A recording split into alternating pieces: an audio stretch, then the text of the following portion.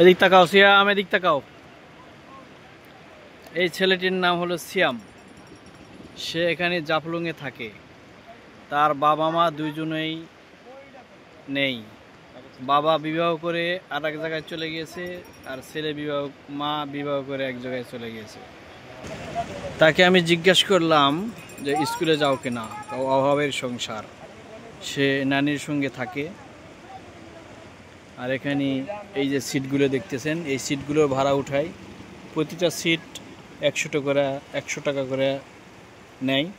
এই টাকাগুলো উঠায় মহাজনের কাছে দেয়, আর মহাজন তাকে প্রতি মাসে 3000 টাকা দেয়। এই হলো আমাদের সিয়াম।